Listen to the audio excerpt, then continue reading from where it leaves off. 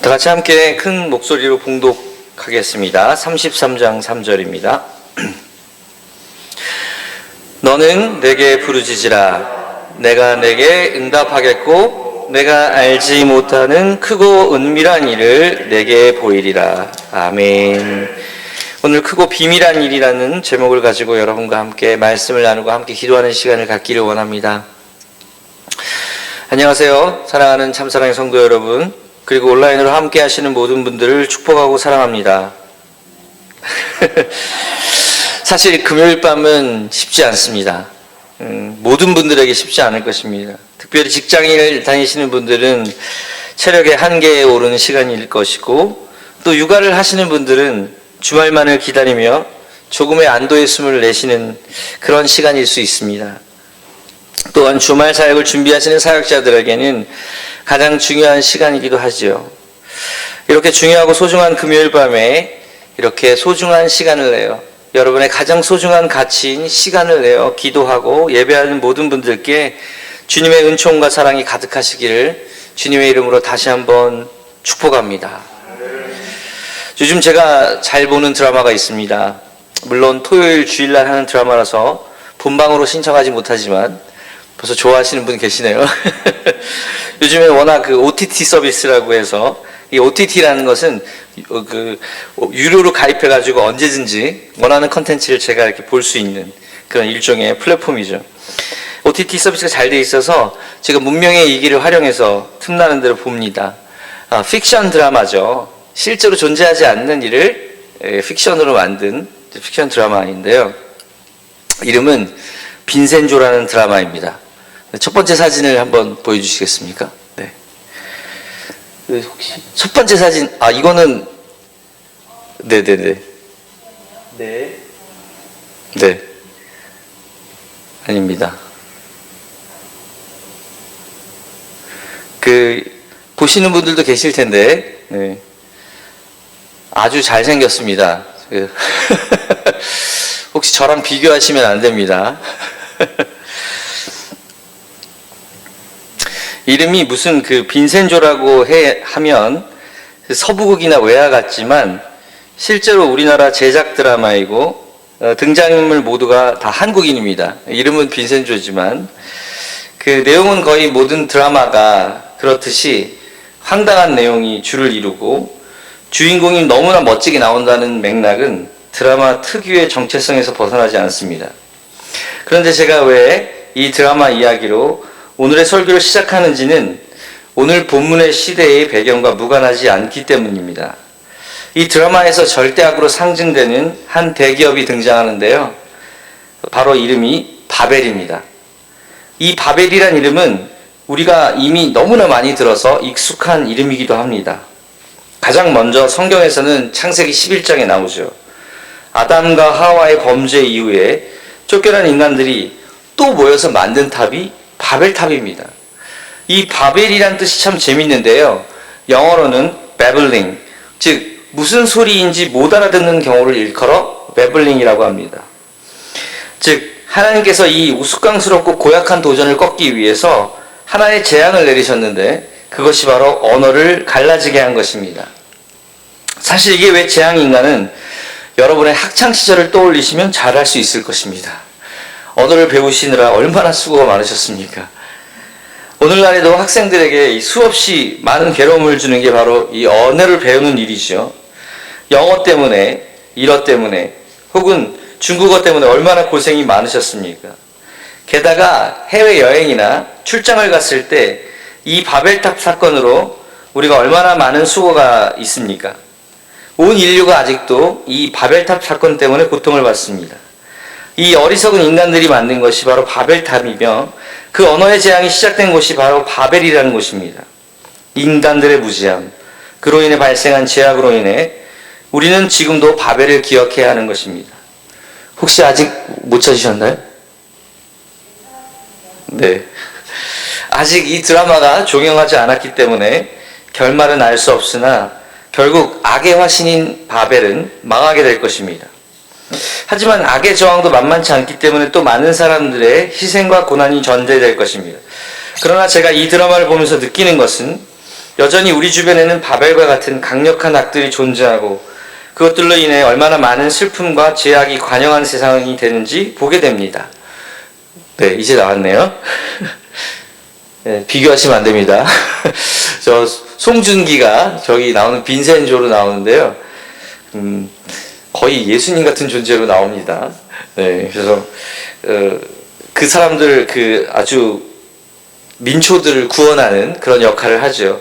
굉장히 성경적인 매칭이 굉장히 많이 돼서 나중에 한번 기회 되시면 한번 보시면 좋을 것 같습니다. 제가 바벨이란 이야기를 저기 오른쪽에 있는 옥태견이라는 가수이자 배우가 바벨이라는 기업의 총수입니다. 그래서 둘이 선악의 대결을 벌이는 내용이죠. 참 그 드라마를 보면서 얼마나 이 세상이 타락하고 죄악과 간영함이 있는지 보게 됩니다. 그러나 반드시 이길 겁니다. 왜냐하면 우리는 부활의 주님을 믿는 사람들이기 때문입니다. 그 어떤 것도 끊을 수 없는 주님의 사랑이 우리에게 있기 때문이죠. 아무리 강하고 변하지 않을 것 같은 강력한 것들도 반드시 변하고 망가집니다. 하지만 우리 주님의 사랑은 여전히 우리에게 말씀하십니다. 내가 너희들을 사랑하고 너희들을 통해 크고 비밀한 일을 이루실 것이라고 말입니다. 바벨은 지금도 존재합니다. 바벨은 지금도 우리 앞에 있습니다. 우리 삶의 곁에서 우리를 무너뜨리려고 합니다. 그러나 오히려 우리가 바벨을 반드시 무너뜨릴 것입니다. 반드시 이길 것입니다. 아마 예레미야도 이 바벨과 같은 세상에 맞닥뜨려 있습니다. 두 번째 사진 아까 처음에 나왔던 사진인데요. 이거는 미켈란젤로가 바티칸의 산스티아나 성당에 그린 천지창조라는 그림 중에 일부입니다. 성경이라고 써있는 밑에 있는 성경 두루마리 위에 앉아서 예레미야는 울고 있습니다. 오늘 본문의 주인공인 예레미야가 살고 있는 시대는 참으로 기가 막힌 시대였습니다. 이미 북이스라엘은 북방의 열강 아시리아에게 멸망했고 남은 남유다만이 아시리아에게 조공을 바치고 남쪽의 열강이었던 애굽의 눈치를 보며 겨우겨우 독립을 유지하고 있었습니다. 그나마 남유다에서는 하나님을 두려워하고 목숨을 건 계약을 한 요시아나 히스기야 같은 왕이 있었기에 조금 더 수명을 유지할 수 있었죠. 그럼에도 결국 동쪽에서 강력하게 생성된 이 바벨이라는 이름을 가진 바벨론이란 나라에 예루살렘을 잃어버리고 모두란 이스라엘 민족들은 나라를 잃어버리는 비참한 포로가 되는 것입니다. 좀 더 사진을 보면서 이야기하고 싶은데요. 다음 사진입니다. 제가 일부러 동그라미를 쳤는데요. 예루살렘을 중심으로 위쪽은 아시리아이죠. 그리고 오른쪽 동쪽은 바벨론, 애굽입니다. 이 삼국의 이 강력한 열강들의 지금 북이스라엘과 남유다는 쌓여져 있는 것입니다. 이 시대의 이야기를 좀 하면 예레미야 선지자는 유다 왕국의 3대 선왕 중 하나인 요시야 왕이 선정을 베풀던 그때부터 사역을 시작했죠. 그런데 요시야 왕이 이미 멸망한 아수르 제국의 편을 들다가 바벨론 세력의 평창을 차지하기 위해서 요시야 왕이 애굽왕 느고를 맞아서 무기또에서 전사해서 죽습니다. 결국 그것 때문에 유다 왕국의 평화는 깨어지죠. 그래서 애굽은 요시아가 죽었기 때문에 그 뒤를 이어서 그 왕이 된 여호아스라는 왕을 폐위시키고 자신이 섭정을 할 수 있는 여호와김을 왕으로 세웁니다. 이 친애굽파 밑에 애굽파이던 여호와김은 서진 정책을 펼치겠죠. 바벨론에 의해서 다시 폐위됩니다. 바벨론이 더 세졌으니까요. 그리고 바빌론이 여호와긴 왕을 김이 아니고 긴 왕을 즉위시켰지만 그가 역시 또 친애굽 정책을 지속하자 바벨론은 그 여호와긴 왕을 폐위시키고 시드기야 왕을 세웁니다. 즉 제가 이 말씀을 왜 드리냐면 유다 왕국은 이제 자신의 내정이 외세에 의해서 끊임없이 간섭당하는 것입니다. 결국 유다 왕국은 시드기야 왕 때 바벨론 여러분들도 많이 들어보셨죠? 느부갓네살 왕에게 멸망당하게 됩니다. 이게 바로 BC 586년경입니다. 결국 이들은 망하게 되죠. 선지자 예레미야는 이런 혼란기 때 유다 백성에게 이 나라의 혼란과 이 고통이 국방력에 있지 않다. 우리가 국방력 열세에 있지 않고 우리들의 범죄, 우리 특별히 지도자들 철저한 회개만이 살 길임을 촉구했던 것입니다. 예레미야는 어떤 선지자보다 더 가혹하고 처절하게 유다 백성의 파멸을 선포하고 경고했습니다. 예레미야 선지자 시대는 유다 백성의 죄악이 극에 달했고 멸망이 임박해 있었죠. 오랜 기간에 걸쳐 타락하고 부패해서 하나님께 범죄하던 유다 백성은 이제 심판을 피할 수 없다는 것이 바로 예레미야가 그토록 울었던 이유입니다. 그리고 그 현실이 다가온 것입니다. 예레미야가 마지막 선지자로 불리웁니다. 선지자의 활동 말기에 유다 왕국은 정말 바벨론에 의해서 처참하게 멸망당했고 하나님이 임재하셨던 그 예루살렘 성전, 그 안전하고 강력했다는 그 예루살렘 성전마저 완전히 철저하게 파괴되고 마는 비극을 경험하게 되는 것입니다. 하나님께 제사드리던 성전이었지만 하나님은 범죄하고 피손으로 드리는 유다 백성의 제사를, 그 죄악을 거절하셨던 것입니다. 회개 외에는 이 모든 심판을 피할 수 없었지만 이 예레미야 선지자의 간절한 호소를 외면한 채 유다 백성들은 회개를 거부하고 파멸을 선택했던 것입니다. 인간의 힘으로 하나님께 돌아간 것이 아니라, 하나님을 바라본 것이 아니라 정치적으로 세상의 힘으로, 군사력으로 어떻게든 세상의 힘에 좌지우지하여 휩쓸린 최후의 이스라엘을 보면서 우리는 반드시 깨달아야 하는 것이 있습니다. 저는 사실 예레미야서를 보면서, 예레미야 시대를 보면서 우리나라가 생각이 났습니다. 어쩌면 우리 지금의 시대가 예레미야 시대와 비슷할까요? 마지막 사진 한번 볼게요. 우리나라죠. 우리나라는 지금 북쪽에서 같은 민족임에도 불구하고 서로의 주적으로 싸우고 있습니다. 전 세계에서 유일한 같은 민족이 정치적으로 다른 나라를 갖고 있는 나라는 전 세계 우리나라밖에 없습니다. 참 비극입니다. 같은 말을 쓰고 있는데도 우리의 주된 적이 북한입니다. 또한 오랫동안 우리나라를 소국처럼 여기는 중국, 세계에서 가장 큰 영토를 갖고 있는 러시아, 강력한 열강이 북과 서에서 우리를 지켜보고 있습니다. 또 동쪽에는 실제로 우리나라를 강탈하고 지배했던 일본이라는 나라가 있습니다. 사실 게다가 우리 미국도 우리의 우박인 하나 자국의 이해가 걸린다면 언제든지 우리 편에 서리라는 보장이 없는 시대에 살고 있습니다. 결국 우리는 지금 풍전등화와 같은 시대에 살고 있다는 것이죠. 내부적으로는 어떨까요? 우리나라 국내적으로는요. 정치적으로는 한 나라의 아버지와 어머니로 일컬어진 대통령들이 한 사람도 빠짐없이 구속되고 수감되고 정권마다 부정과 부패로 몸살을 앓고 있고 자라나는 세대들은 부동산이니 주식이니 하는 경제적 박탈감에 결혼이나 육아는 이미 관심을 접고 그저 오늘만 사는 욜로족으로 변해가고 있습니다. 교육 현장은 어떠합니까? 스승에 대한 존경심이나 친구들에 대한 우정은 이미 사라져 학교는 학원을 가기 전에 들리는 곳으로, 공부는 학원에 가서 하라는 기가 막힌 이야기를 듣는다고 합니다. 코로나로 인해 무너진 현장이 학국뿐만이 아니시오. 소상공인들이 겪는 고통은 어떠합니까? 거의 대부분 장사가 되지 않아 대부분 문을 닫을 지경이고 가장 큰 어려움은 바로 우리 교회들이 겪고 있는 이 시대에 우리는 무엇을 해야 할까요? 정말 이제는 예레미야의 탄식의 애가가 우리에게 나오고 있지 않습니까? 오늘 본문 예레미야 33장은 정말 너무나 기가 막힌 현실에서 나온 말씀입니다. 모든 것을 잃어버린 이스라엘에게 예레미야가 피를 토하며 눈물을 흘리며 전하는 말씀인 것입니다.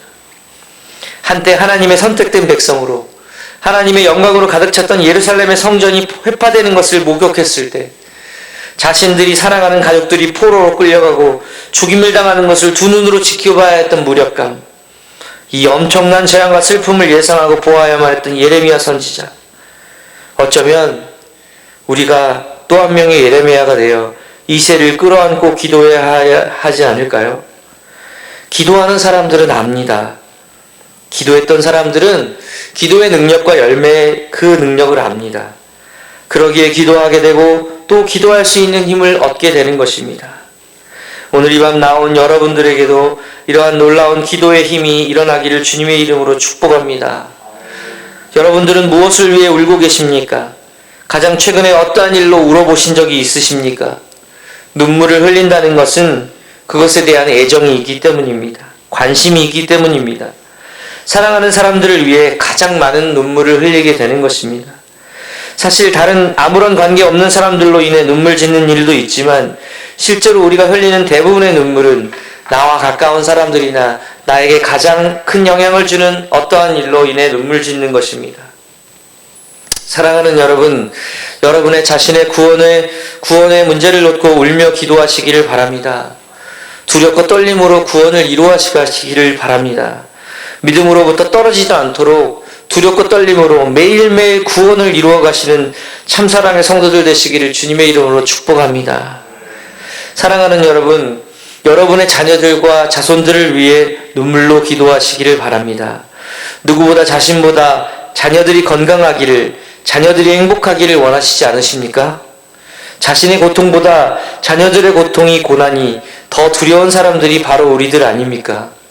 그렇다면 기도하시기를 바랍니다. 오늘 밤 부끄럽지만 저의 회개를 합니다. 저에게는 단 한 명의 육신의 형이 있습니다. 어린 시절부터 영재라고 천재라고 소리를 듣던 형이었습니다. 어린 시절 1살 차이 형이었지만 형님이라 부르며 존경과 우애 있는 형제로 자랄 수 있었습니다. 그런데 형이 유학을 다녀오고 대기업에 잘 다니던 형이 자신이 마음에 들지 않는다고 회사를 그만두고 결혼을 했음에도 자신의 꿈을 찾겠다고 로스쿨에 들어갔습니다. 게다가 셋이나 되는 조카들의 양육보다는 자신의 꿈을 소중히 여기는 이기적인 형의 모습에 화가 나서 형을 용서하기 힘들었습니다. 무엇보다 부모님의 기대를 그토록 받던 형이 여전히 변호사가 된다는 그 꿈을 버리지 못하고 집안의 장남으로서 역할을 못하는 것에 대해 겉으로는 표현하지 않았지만 속으로는 용서가 되지 않았습니다. 그런데 제가 최근 깨닫게 된 것이 있었습니다. 저는 형을 포기할 수 있었지만 부모님은 그럴 수 없다는 것을요. 저는 형을 욕할 수 있었지만 부모님은 그럴 수 없다는 것을요. 그 꿈이 닿을 수 없는 꿈일지라도 부모는 그 꿈을 응원한다는 것을, 그럴 수밖에 없다는 것을. 왜냐하면 부모는 자녀를 자신보다 사랑하기 때문입니다. 용서할 수 없는 일을 저질러도 부모는 그 자녀를 용서할 수밖에 없다는 것을요. 제가 자녀를 키우면서 알게 되었습니다. 자녀의 잘못도 부모는 자신의 탓이라고 생각한다는 것을요. 저희 형은 로스쿨을 졸업하고 결국 4번째 시험에서도 고배를 맞았습니다. 그게 어제의 일입니다. 이제 내년 1월이 저희 형의 마지막 도전이 됩니다. 로스쿨을 졸업하고 5번의 시험의 기회가 지어지기 때문입니다. 저는 그동안 저희 형을 원망하고 용서하지 못했습니다. 하지만 오늘 이 시간 이후 저는 저희 형을 응원할 것입니다. 형의 마지막 도전을 위해 기도할 것입니다. 되고 안 되고의 문제는 중요하지 않습니다. 최선을 다하고 후회 없는 인생이 되도록 하나님의 영광을 드러내는 인생이 되게 해달라고, 하나님 중심으로 사는 삶이 되게 해달라고 저는 기도할 것입니다. 그동안 형에게 했던 모진 말과 소가리를 이제 용서를 구합니다. 저는 눈물로 기도할 것입니다. 왜냐하면 형을 사랑하기 때문입니다. 사랑하는 여러분, 오늘 이 밤 우리는 기도할 것입니다. 예레미야처럼 벌거벗겨지고 만신창이가 된 예루살렘일지라도 하나님은 다시 꿰매주시고 메꾸어 주실 것이기 때문입니다. 정말 다시 예루살렘은 회복되었고 예수님은 우리에게 오셨습니다.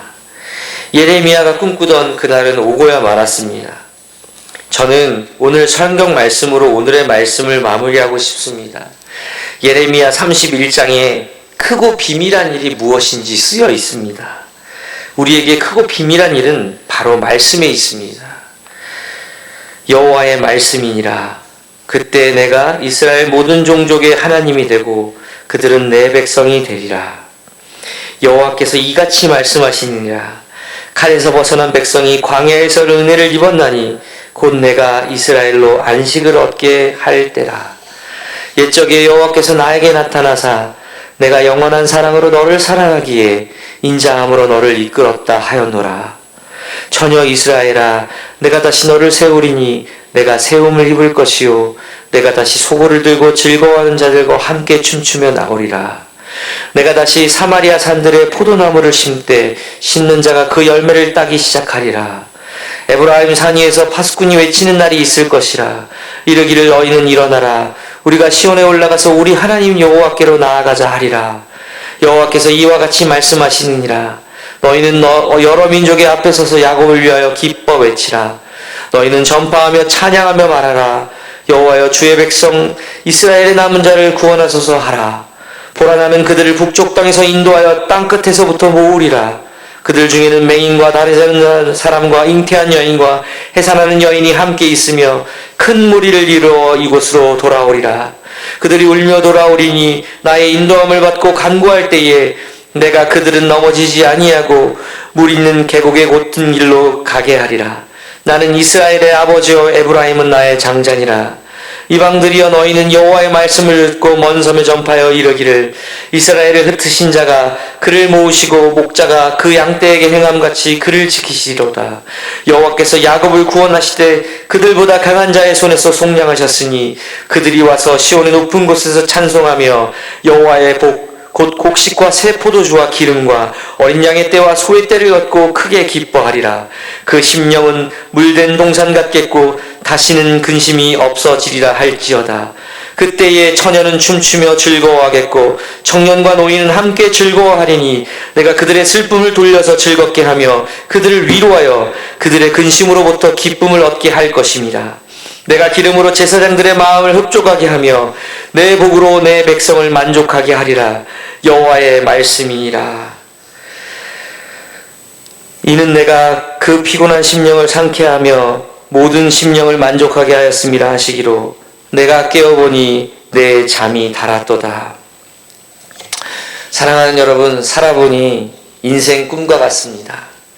일장춘몽과 같습니다. 죄송하지만 저 또한 하루가 다르게 눈도 어두워가고 무쇠 같은 두 팔과 두 다리도 힘이 빠져갑니다. 그러나 영원한 하나님의 나라는 날이 갈수록 흥왕해지는 것을 봅니다. 사랑하는 여러분, 우리에게 크고 비밀한 일은 바로 주님이십니다. 예수님이 우리에게 오심으로 우리는 크고 비밀한 일을 알았습니다. 이 풍전등화와 같은 대한민국을 위해 기도해 주십시오. 대한민국이 다시 하나님의 말씀이 이루어지는 나라가 될 수 있도록 기도해 주십시오. 하나님을 두려워하고 하나님만을 의지하는 시대의 지도자들이 일어나게 해달라고.